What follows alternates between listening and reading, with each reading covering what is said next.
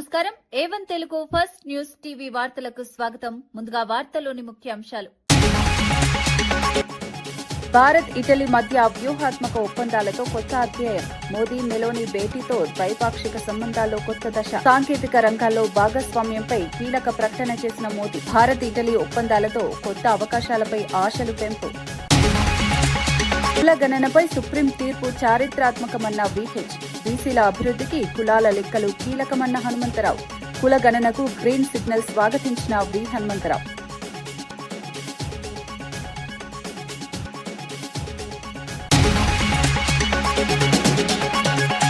జువ్వలదిన్నె హార్బర్పై చంద్రబాబు మాటలు అబద్దాలన్న కాకాని. 80% పనులు జగన్ హయాంలోనే పూర్తయ్యాయన్న కాకాని. పూర్తయిన పనులను తమ ఖాతాలో వేసుకోవడం మోసమన్న మాజీ మంత్రి.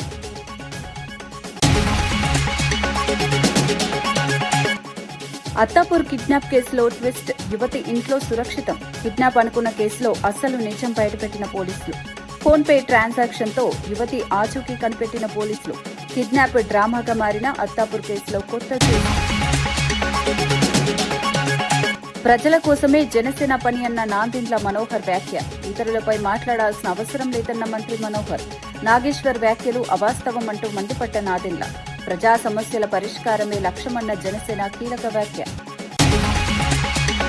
జనసేన పార్టీ ఎప్పుడూ ప్రజల సంక్షేమం శ్రేయస్సు గురించి ఆలోచిస్తోందని పార్టీ పీఏసీ చైర్మన్ మంత్రి నాదెండ్ల మనోహర్ స్పష్టం చేశారు.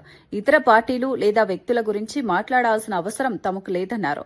ప్రొఫెసర్ నాగేశ్వరరావు చేసిన వ్యాఖ్యలు పూర్తిగా అవాస్తవమని మండిపడ్డారు. ప్రజల్లో గందరగోళం సృష్టించే విధంగా తప్పుడు ప్రచారం చేయడం సరైంది కాదన్నారు.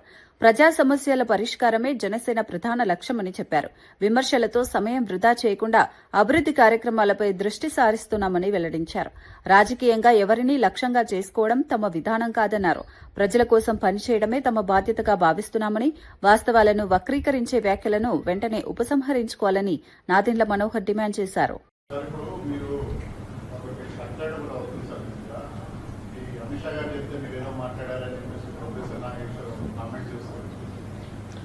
అంటే ప్రొఫెసర్ నాగేశ్వరరావు గారి పైన నాకు చాలా గౌరవం ఉందండి. అంటే నేను సభాపతిగా ఉన్నప్పుడు ఆయన శాసన మండలి సభ్యులుగా ఉన్నారు, చాలా సీనియర్ ఆయన.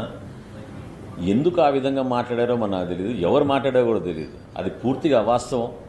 అది దయచేసి ఆయన ఉపసంహరించుకోవాలి. అది కరెక్ట్ కదా ఇన్ఫర్మేషన్. ఎందుకంటే జనసేన పార్టీ ఎప్పుడు కూడా ఆంధ్రప్రదేశ్ రాష్ట్ర ప్రజలు బాగుండాలి, ఎన్డీఏ కూటమిలో మా బాధ్యత, కూటమి మరింత బలోపేతం అవ్వాలని పవన్ కళ్యాణ్ గారు ఎప్పుడు కూడా అహర్నిశలు కృషి చేస్తూ ఉంటారు. ఇతర పార్టీల గురించి మేము వెళ్ళి చర్చించాల్సిన అవసరం అసలు లేదు. ఆ సంభాషణ అసలు ఏనాడు కూడా జరగలేదు. అది చాలా పొరపాటు. అది నాగేశ్వరరావు డెఫినెట్గా అది విత్డ్రా చేసుకోవాలని భావిస్తాను. ఇటలీ చారిత్రక రాజధాని రోమ్ వేదికగా భారత్ ఇటలీ దేశాల మధ్య సంబంధాలు కొత్త దశలోకి అడుగుపెట్టాయి. ప్రధాని మోదీ, ఇటలీ ప్రధాని జార్జియా మెలోని నేతృత్వంలో ఇరు దేశాలు పలు కీలక రంగాల్లో వ్యూహాత్మక ఒప్పందాలు కుదుర్చుకున్నాయి. ద్వైపాక్షిక చర్చల అనంతరం ఇరువురు నాయకులు మీడియాతో మాట్లాడారు. ఈ సందర్భంగా ప్రధాని మోదీ కీలక వ్యాఖ్యలు చేశారు. ఇకపై భారత్ ఇటలీ సంయుక్తంగా రూపకల్పన చేసి అభివృద్ది చేసి ప్రపంచానికి అందించే సరికొత్త విధానంతో ముందుకు సాగుతామని తెలిపారు. रोम को विश्व में इटर्नल सिटी के रूप में जाना जाता है. भारत में मेरी लोकसभा कॉन्स्टिट्यूएंसी काशी, उसको भी अनादि और शाश्वत नगर माना जाता है.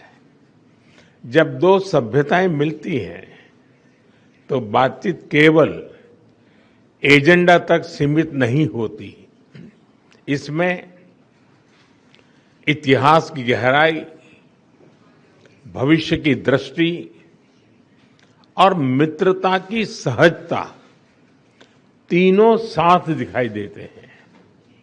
फ्रेंड, पिछले लगभग 3.5 वर्षों में मुझे कई बार प्राइम मिनिस्टर मेलोनी से मिलने का अवसर मिला है. यह भारत और इटली के बीच करीबी सहयोग और सामंजस्य को दर्शाता है. उनके नेतृत्व में हमारे संबंधों को नई गति, नई दिशा और नया आत्मविश्वास मिला है. मुझे खुशी है कि हम अपने संबंधों को अपग्रेड करते हुए स्पेशल स्ट्रेटेजिक पार्टनरशिप की घोषणा कर रहे हैं। फ्रेंड्स, आज की बैठक में हमने हमारी भावी साझेदारी को और सशक्त बनाने के लिए विस्तृत रूप से चर्चा की। Bharat Italy joint strategic action plan 2025 to 2029 हमारी साझेदारी को एक प्रैक्टिकल और फ्यूचरिस्टिक ढांचा प्रदान करता है। हम इस पर समयबद्ध तरीके से आगे बढ़ रहे हैं। हमारे साझा प्रयासों में द्विपक्षीय व्यापार के 20 बिलियन यूरो के लक्ष्य की ओर तेजी से बढ़ रहा है।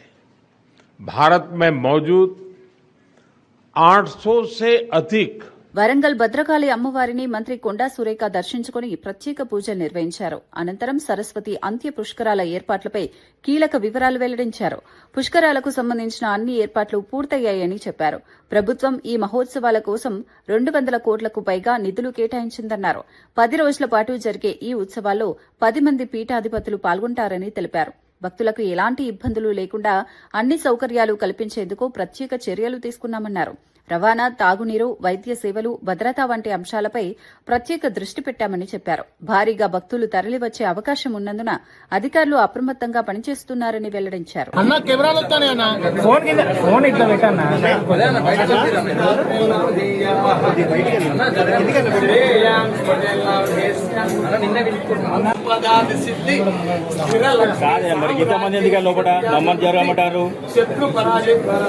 కొత్త ముందు మరి మమ్మల్ని జరగమంటే ఇక్కడ చేస్తా ఫోటో రికార్డ్ చేసుకో ఫోటోస్ అవుతుందన్న నేనే ఆపుతాను మీరు తిరిగినప్పుడు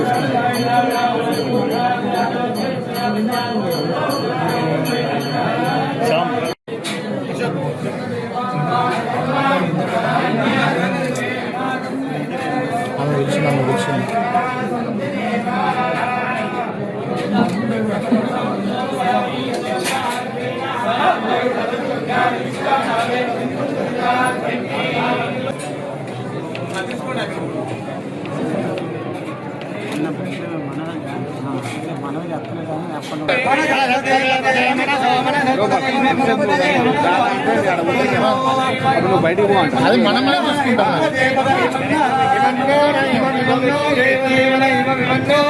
దేవాలయంలో పెద్ద ఎత్తున భక్తులు రావడం, అదేవిధంగా ఈరోజు ఒక ప్రత్యేకత కూడా ఉంది. రేపటి నుంచి సరస్వతి పుష్కరాలు జరుగుతున్న శుభ సందర్భంలో మొదటి స్నానము పొద్దున 5:41 ముహూర్తం రావడం జరిగింది. ఆ సమయంలో మరి పుష్కర స్నానం చేయడానికి కంచి పీఠాధిపతులైనటువంటి శ్రీ శ్రీ శ్రీ జయేంద్ర సరస్వతి స్వామి గారు మరి వేం చేస్తున్నారు. మరి వారు ఒక రోజు ముందే వరంగల్కి వచ్చి ఇక్కడ 1000 స్తంభాల గుడిలో అభిషేకం చేసుకొని భద్రకాళి అమ్మవారిని దర్శించుకొని మరి కాళేశ్వరం వెళ్ళి ఈ రోజు రాత్రి అక్కడ నిద్ర చేసి ఉదయం ఆ యొక్క పవిత్ర స్నానం మొదలు పెట్టడం వారితోటే జరుగుతుంది. మరి ఆ కార్యక్రమంలో భాగంగా వారు ఈ రోజు వరంగల్ పట్టణానికి రావడం జరిగింది. ఇది మనకు అందరికీ కూడా మహాభాగ్యంగా చెప్పుకోవాల్సిన అవసరం ఉన్నది. మరి పుష్కరాలు గతంలో ఆది పుష్కరాలు చాలా పెద్ద ఎత్తున సరస్వతి పుష్కరాలు విజయవంతంగా చేయగలిగాము. కానీ అప్పుడు కొంత వర్షాకాలం ఉండడం వలన భక్తులకు ఇబ్బంది జరిగింది. మళ్ళీ ఈసారి అంత్య పుష్కరాలు 21 నుంచి వచ్చే నెల 1 వరకు కూడా నిర్వహించబడతా ఉన్నాయి. దీనికి గాను ప్రభుత్వం నుండి 30 కోట్ల రూపాయలు కూడా మరి ముఖ్యమంత్రి గారు కేటాయించడం జరిగింది. అక్కడ పనులన్నీ కూడా పూర్తి చేసి అన్ని సౌకర్యాలు కూడా భక్తులకు ఏర్పాటు చేయడం జరిగింది. ఈ స్వామి గారు ఒక రోజు చేసిపోతే మరి రోజు ఒక స్వామి గారు అంటే ఒక్కొక్క పీఠాధిపతులను కూడా మరి ఈ 10 రోజుల కార్యక్రమంలో భాగంగా ఒక్కొక్క రోజు ఒక్కొక్కరిని కూడా పిలిచి మరి వారి ద్వారానే మొదటి స్నానము మొదలు పెట్టడం జరుగుతుంది. అవే కాకుండా సాయంత్రం పూట మరి గంగా హారతి అనేది కూడా రోజు ఇవ్వడం జరుగుతుంది. గోదావరి హారతి, మనం గోదావరి పక్కన ఉన్నాం కాబట్టి ఆ హారతితో పాటు ఆ హారతి అయిపోయిన తర్వాత సాంస్కృతిక కార్యక్రమాలు కూడా ఈ 10 రోజులు కూడా మరి నిర్వహించబడతాయి. భక్తులకు ఎటువంటి ఇబ్బంది లేకుండా మరి వికలాంగులకు కానీ వృద్ధులకు కానీ అదేవిధంగా చిన్నపిల్లల తల్లులకు కానీ కూడా ఎటువంటి ఇబ్బంది కాకుండా ఏర్పాట్లు చేయడం జరిగింది. చాలా మంది వాలంటీర్లను కూడా మరి నియమించడం జరిగింది. అన్ని శాఖలకు కూడా మరి వారికి ఆదేశాలు ఇస్తూ ఎవరి శాఖ వారు మరి రెస్పాన్సిబిలిటీ తీసుకుంటూ అన్ని శాఖల కోఆర్డినేషన్ తోటి వచ్చేటువంటి భక్తులకు ఎటువంటి ఇబ్బంది కాకుండా చూసుకోవాల్సిన బాధ్యత మరి అప్పచెప్పడం జరిగింది.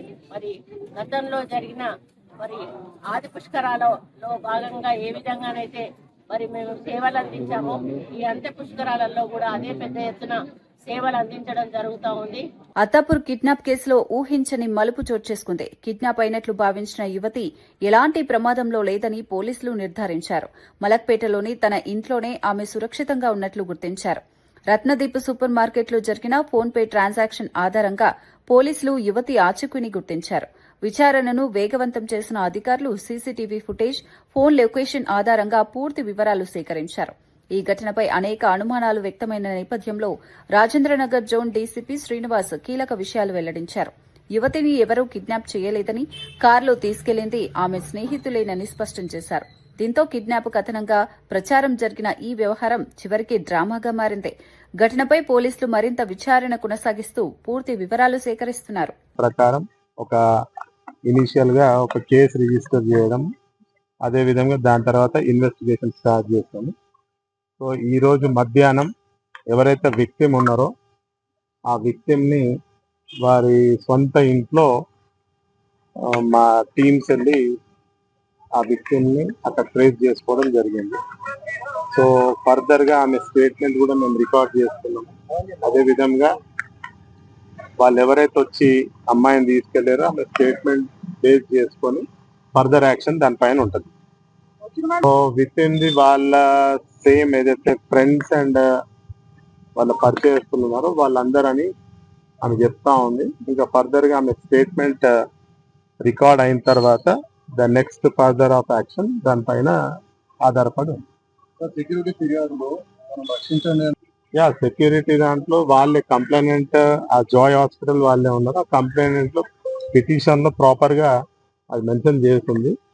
సో వన్స్ ఈమెది స్టేట్మెంట్ కంప్లీట్ గా స్టేట్మెంట్ రికార్డ్ అయిన తర్వాతనే ఫర్దర్ ఎవరైతే దీంట్లో బాధ్యులు ఉంటారో వాళ్ళ పైన యాక్షన్ తీసుకోవడం జరుగుతుంది. Thank you.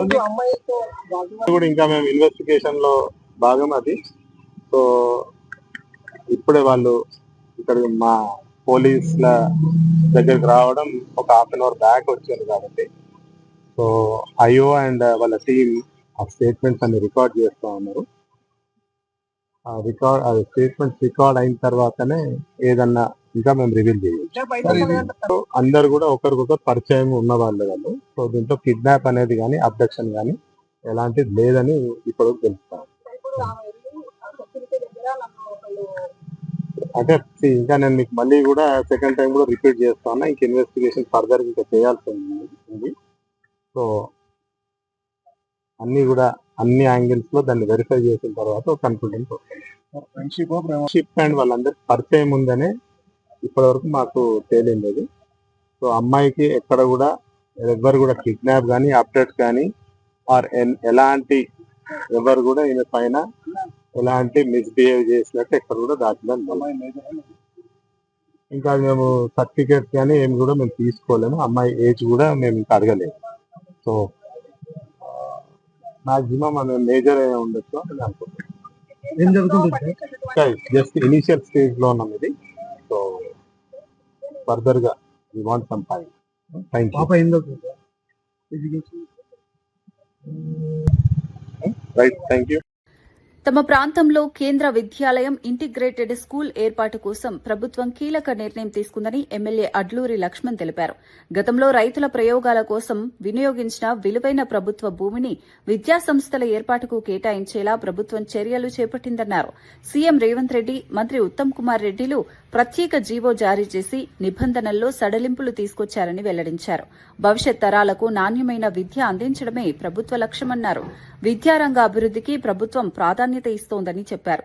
ప్రాంతీయ అభివృద్దితో పాటు విద్యార్థులకు మెరుగైన అవకాశాలు అందించేందుకు ఈ నిర్ణయం ఉపయోగపడుతుందన్నారు. విద్యా సంస్థల ఏర్పాటుతో స్థానిక విద్యార్థులకు ప్రయోజనం కలుగుతుందని ఆశాభావం వ్యక్తం చేశారు. ప్రధాన ప్రతిపక్ష నాయకునిగా ఈరోజు మాజీ ముఖ్యమంత్రి కేసీఆర్ ఒక్క మాట అనుకుంటా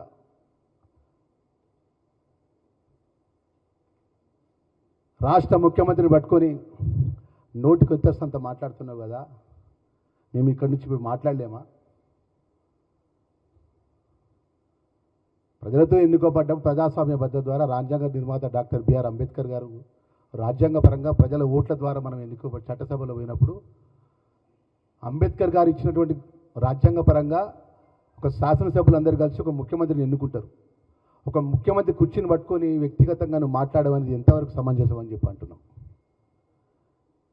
నీ భారతీయ జనతా పార్టీ లెక్క నాగ్పూర్లో కూర్చొని మీ ఆర్ఎస్ఎస్ సంబంధించినటువంటి వ్యూహం ఏదైతే ఉంటుందో ఆ వ్యూహాన్ని అమలు చేసే కాంగ్రెస్ పార్టీ కాదు. భారతీయ జనతా పార్టీ మీరు ఏ విధంగా చేస్తుందో ఆ విధంగా కాంగ్రెస్ పార్టీ కాదు. కాంగ్రెస్ పార్టీ అన్ని వర్గాలను కలుపుకుపోయే పార్టీ. మరి ఆ పార్టీల పక్షాన అఖిల భారత కాంగ్రెస్ పార్టీ నియమించినటువంటి పిసిసి అధ్యక్షునిగా ఉండి ఆ రోజు ప్రధాన కాంగ్రెస్ పార్టీ పక్షాన గ్రామాన పాదయాత్ర చేసి ప్రజాపాలన లోపల ప్రజలు ఆశీర్వదించి 2023 డిసెంబర్ లోపల ప్రజలు అవకాశం ఇచ్చి ప్రభుత్వంకి వచ్చిన తర్వాత ప్రజలకు సంబంధించిన అనేక సంక్షేమ కార్యక్రమాలు ఏమని మాట్లాడినావు? కేంద్రం భిక్షమెత్తే అని చెప్పి మాట్లాడినావు. ఇలా రాష్ట్ర ప్రభుత్వం ద్వారా కేంద్రానికి ఎంత మనం పన్ను కడుతున్నాము మీకు లెక్క తెలుసా అంటున్నా. మనకు వచ్చే దామాషా ప్రకారం మన రాష్ట్రానికి రావాల్సినటువంటి కేంద్రం నుంచి నిధులు వస్తున్నాయని చెప్పి అంటున్నా. ప్రస్తుత సమయంలో ఈ రాష్ట్రంలో 33 జిల్లాల్లో వరి ధాన్యానికి సంబంధించిన తీవ్రమైన ఇబ్బంది ఉంది. పెద్ద ఎత్తున వరి దిగుబడి వచ్చింది. కేంద్ర ప్రభుత్వంలో బాధ్యత గల మీ కేంద్ర మంత్రులు కానీ పార్లమెంట్ సభ్యునిగా నువ్వు కానీ ఎఫ్సిఐ గోడాంలో 2 నుంచి 3 పంటలు గోడాంలో నిండిపోయి 33 జిల్లాలు నిండిపోయినటువంటి ఆ వరి ధాన్యాన్ని కేంద్ర ప్రభుత్వం ద్వారా కొనుగోలు చేసే ప్రయత్నం చేసినవా నువ్వు అంటున్నా. భారతదేశంలో తెలంగాణ రాష్ట్ర రైతాంగం అంతా మన రైతాంగం కాదా? మన అన్నదాతలు కాదా?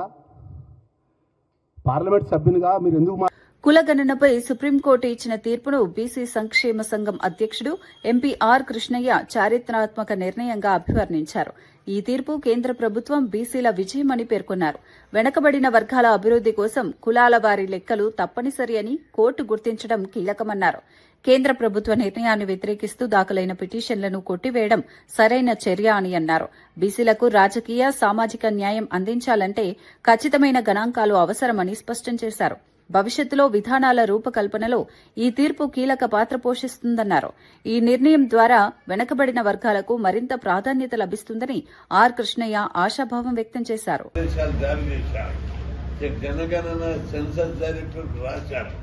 దీంతో కొందరు అగ్రకుల సోదరులు కులగణన చెయ్యొద్దు అని చెప్పి సుప్రీంకోర్టు పోయారు. పోతే వాదోపవాదాలు చాలా జరిగినాయి. సుప్రీంకోర్టులో కేంద్ర ప్రభుత్వం గట్టి వాదన వినిపించింది.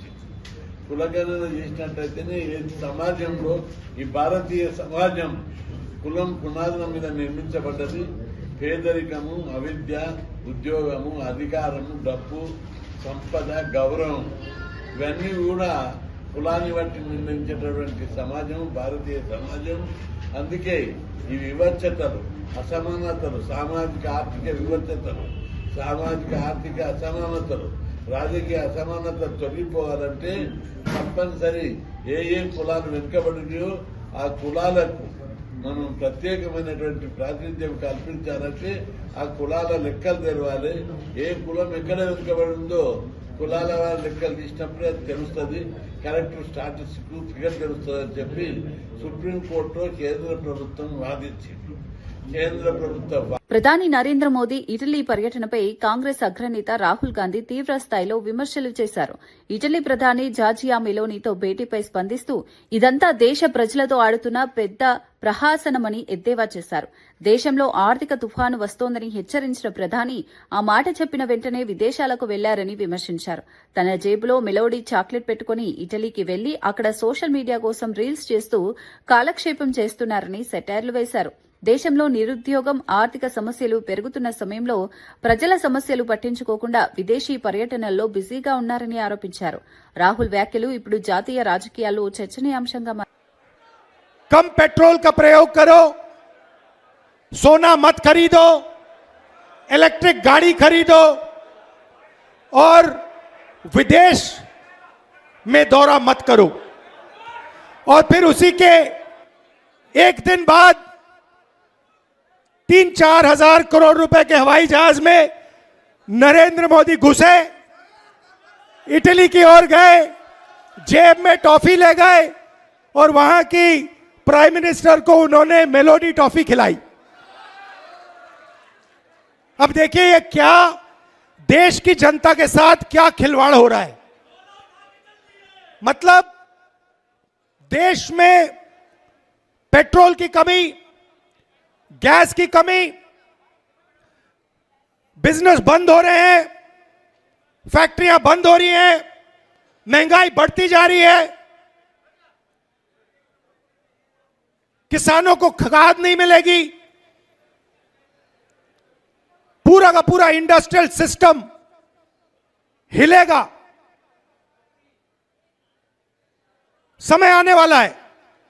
ईरान ने, अमेरिका और ईरान की लड़ाई हुई, उसने हॉर्मूज को बंद कर दिया।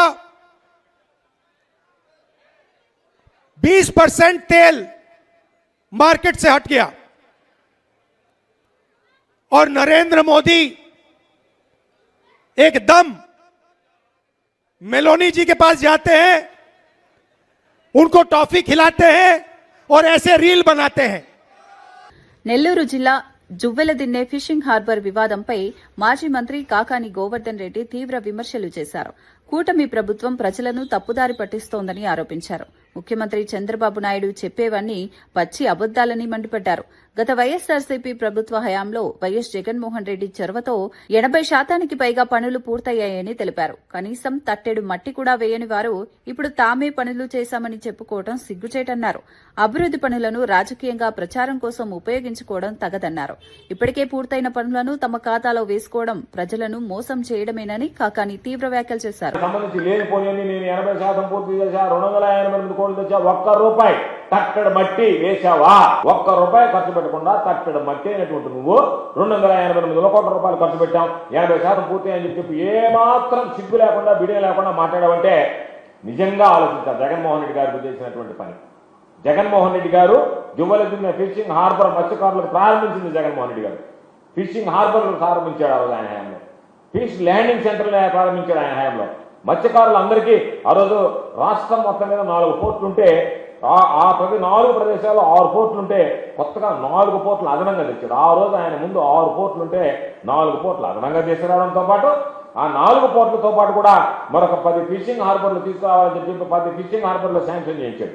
ఒక మ్యాప్ గీసి రాష్ట్రంలో ఎక్కడ మత్స్యకార కుటుంబాలు ఉన్నాయి, ఆ మత్స్యకార కుటుంబాలు ఉన్నటువంటి ఆ తీర ప్రాంతంలో ఏ విధంగా వీళ్ళకి మనం మేలు చేయాలి అని ఆ ఫిషింగ్ హార్బర్ కానీ ఫిష్ ల్యాండింగ్ సెంటర్స్ కానీ ఏర్పాటు చేసినటువంటి ఘనత జగన్మోహన్ రెడ్డి గారికి అయితే, జగన్మోహన్ రెడ్డి గారు తీసుకొచ్చినటువంటి ఆయన హయాంలో జరిగినటువంటి అభివృద్ధి తాను చేసినట్టుగా ఈరోజు మాట్లాడడం అనేటువంటిది సిగ్గు చేయటటువంటి పని.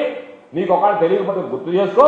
మరలా చెప్తున్నాం, 26,000 కోట్ల రూపాయలతో పోర్టులు కానీ ఫిషింగ్ హార్బర్లు కానీ ఫిష్ ల్యాండింగ్ సెంటర్లు కానీ జగన్మోహన్ రెడ్డి గారి హయాంలో నిర్మించడం జరిగింది.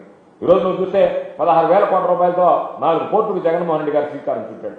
3,800 కోట్ల రూపాయలతో 10 ఫిషింగ్ హార్బర్లు. ఏపీలో విజయవంతంగా అమలవుతున్న స్త్రీశక్తి పథకంపై సోషల్ మీడియాలో జరుగుతున్న ప్రచారం పూర్తిగా తప్పుడు సమాచారమని టీడీపీ రాష్ట అధికార ప్రతినిధి అప్పసాని రాజేష్ మండిపడ్డారు. వైఎస్సార్సీపీ కావాలని ప్రజల్లో అపోహలు సృష్టించే ప్రయత్నం చేస్తోందన్నారు. కేంద్రం నుంచి రాష్ట్రానికి పీపీపీ విధానంలో 1050 ఈవీ బస్సులు రానున్నాయని తెలిపారు. దీన్ని ఆర్టీసీ ప్రైవేటీకరణగా చిత్రీకరించడం పూర్తిగా తప్పుదారి పట్టించడమేనన్నారు. గత 9 నెలల్లో 67 లక్షల మంది మహిళలు 67 కోట్ల ఉచిత ప్రయాణాలు చేశారని గుర్తు చేశారు. సరే 5 సంవత్సరాలు తమ పాలనలో తాము చేసిన తప్పులేంటి, ఎందుకు ప్రజల నుంచి ఇంత తిరస్కారానికి గురయ్యాము, ఇంతటి తీవ్ర ఆగ్రహానికి గురి కావాల్సినంతటి పాలనా వైఫల్యాలు తమలో ఏమున్నాయి అనేది ఏ రాజకీయ పక్షమైనా కొంచెం పునరాలోచన చేసుకుంటుంది. తమ రాజకీయ విధానాలని, తమ ప్రచార తీరుని సమీక్షించుకునే ప్రయత్నం చేస్తుంది.